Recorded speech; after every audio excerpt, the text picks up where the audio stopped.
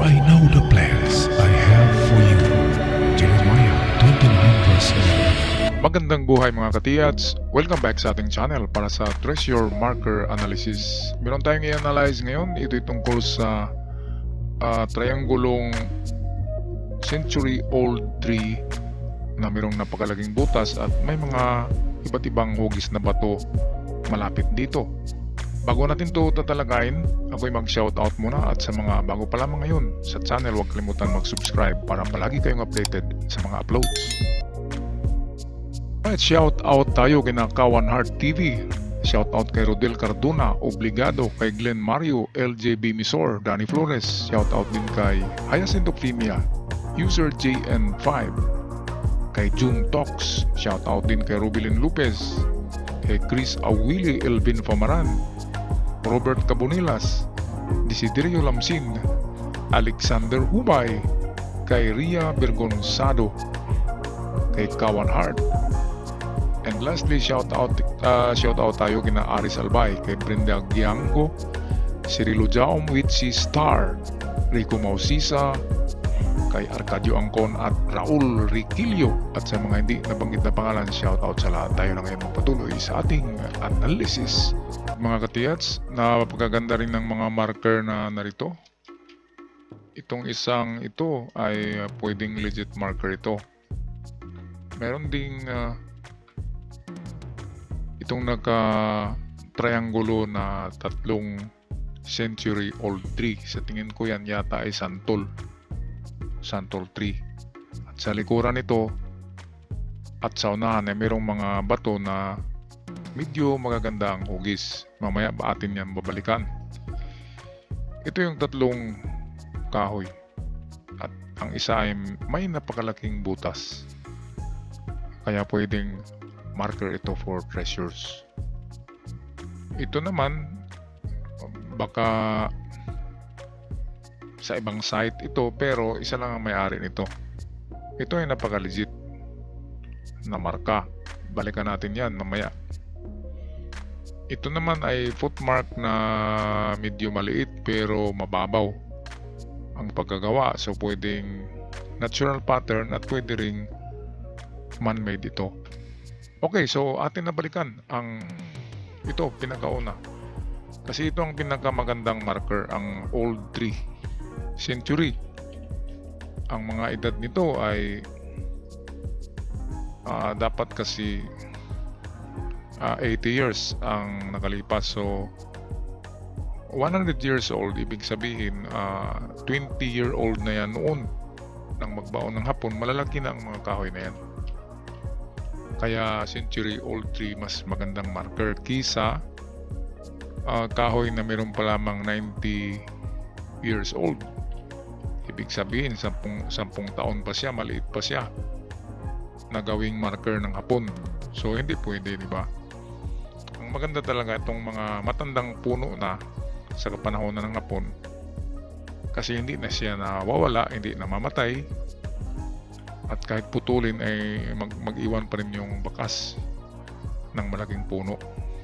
Okay, ito'y medyo acute angle siya. Tingnan nyo, acute siya, hindi siya yung equilateral triangle na ganyan. Ngayon, saan ba ang nyo din mga katiyats? Okay, para sa akin, kapag ganito na mga acute triangle, ang gawin ko dito ay akin ito ay cruciform, cross. So ito, tsaka ito, and then ito, i-cross ko yan dito. Yan. Ngayon, meron na tayong guide kung saan tayo pupunta. Ito ang ating gawing equilateral triangle ito. Yan yung equal side triangle. Ibig sabihin, itong banda rito ay kandidato yan na hukayin. At lalo na yan ay ito, nasa tapat siya ng gitna. Kung napansin nyo ito, gitnang kahoy yan. So, nasa tapat siya. Kaya pwedeng nandyan ang item. ito ang unang analysis natin, pero sa unahan yan ay mayroong mga batong iba't ibang hugis, kaya pwede rin meron sa unahan, pero dito ay mas malaki ang tsansa kasi narito ang butas. Ang butas na ito ay pwedeng gawa ng tao, pwede rin na kalikasan. Okay, pero ang totoo niyan, kapag binutas natin ito na kahoy ng kasing laki ng plato, after a decade, 10 years or more than that, ay pwedeng lalaki pa ang butas, at ang paglaki ng butas ay hindi pabilog dahil na-stretch ang kahoy sa paglaki niya. So nahahatak, sabihin natin ito lang talaga ang butas niya noon dito, and din sa pagtaas ng kahoy ay nahahatak ang butas, kaya ganyan ang kanyang paglaki. Kaya kung saan man nakaharap itong butas, yan ang una nating sign na makikita diyan. Kung saan man ito nakaharap, so nakaharap siya dito. Pwede rin siya na dito nakaharap. So ito na portion, ito yung kandidato na mayroong laman. Ito, so pwedeng dito sa gitna ng kahoy, at pwede rin dito sa triangulo. Missing itong portion na ito, hindi nila nilagyan. Ganyan yung nakikita ko sa mga mapa. Yung pinagbaunan nila, hindi nila nilagyan ng mga kahoy. Bakante lang siya, pero kung sukatin mo na triangle ay maituro siya. So ito yung pinakauna, ito yung pangalawang hukay sa harap mismo nitong center na kahoy. Okay, pangalawang hukay niyan ay punta na tayo sa mga bato. Ito. So narito yata yung tatlong puno. 1, 2, 3. At sa di kalayuan, ito yung mga nasa 30 meters yata ito. Ay merong bato na ito. Napansin nyo ba yan? Mga ka-TH, at ito ganyan siya.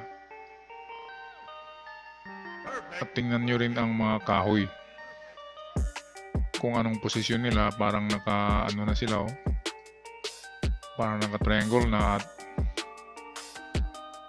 parang parte ng tatlong kahoy yan ang dalawang bato na ito.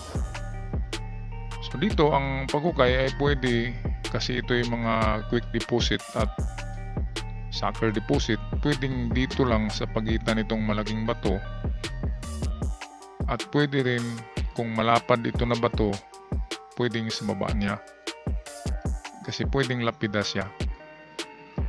Ibig sabihin treasure under sa kanya. So ito ang pinakauna, itong in between sa dalawang bato, kasi ang hinahanap natin ay small deposit. Yan yung small deposit nilalagay dito. At ang pangalawa, kung wala dyan, wala dito, kung maghukay kayo, simpleng malaking hukay yan, tanggalin nyo muna itong bato na ito para ang hukay nyo ay paganyan. Yan, so kasama na ito. So kung meron mang treasure under ay makukuha talaga. Ganyang kalaki na hukay. Okay, ibang picture. Ito, kung malapit man to doon sa kay Mito, ang tinuturo nito ay ito na direksyon ito. So ito na side.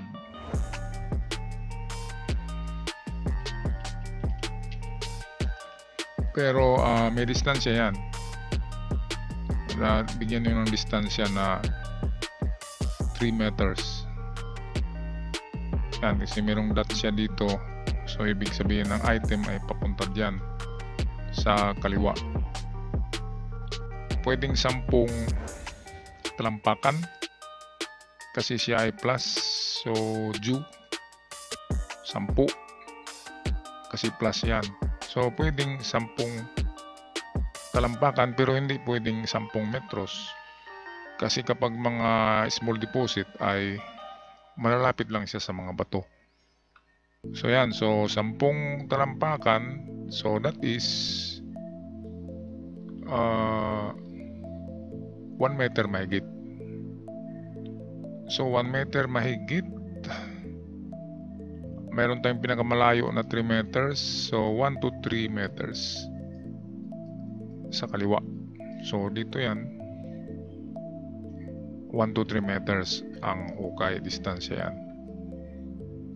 Okay, pwedeng ano din yun, pwedeng kalikasan, pero walang mawawala sa atin kung hukayin natin yan. Ito naman, hindi mo na ito masasabi na kalikasan kasi ito, binutas talaga yan. Malalim yan. At paulit-ulit siya dito. Dito, inulit na naman, 3. So merong ano diyan, enigma o sikreto ng 3 or number 3. So pwedeng mga distansya yan at mga lalim. So kung ang layo niyan ay maliliit kasi 3 meters, so ang lalim din niyan ay 3 meters. Kasi iniulit-ulit niya ang mga 3 dots. Ngayon ang distansya nito ay 2. Kasi ito'y parang aso. So unang distansya niyan ay ang ilong. So diyan 3 meters lang layo. Testing. At kung wala, dito tayo pupunta sa kanyang kanang pisngi, sa pisngi niya. So ganun din na distansya, 3 meters. Kasi inulit-ulit yung tuldok yan.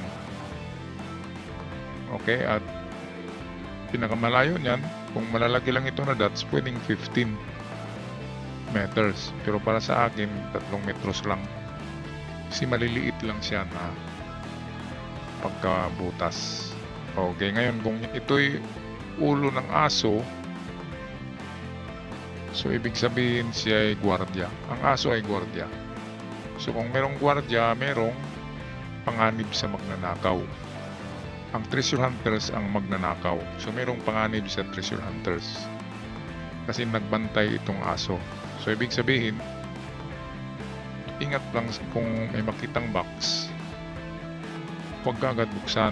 Ngayon sa hindi pa nakaalam ng sikreto ng box, kapag nakakita kayo ng ganito, concrete box na 2x2 by 3 feet, 2 feet ang kanyang kapal, 3 feet ang haba, at 2 feet din ang kanyang isang side. Ngayon huwag nyong biyakin ka agad sa gitna. Kasi kung merong mga ano yan, nilagay na mga lason na umuusok, yung mga gaseous elements. Kung yan ang nilagay dito, sa gitna yan nilalagay. At kapag tinira mo yan, ay uusok yan. Ngayon ang pagbukas nito ay ang mga kanto. Okay, ito na kanto. Ang buksan. Ito ang basagin, ang kanto. Kasi walang ano sa kanto. Hindi pwedeng maglagay diyan ng patibong. So nasa gitna yan. Kaya kung tirahin nyo ang gitna, magdalawang isip muna kayo kasi aso ang sign. So mga kanto lang, kapag nabutas nyo, pwede nyo lang masilip. O kung may uusok dyan, lumayo kayo sa ganyan mga concrete box.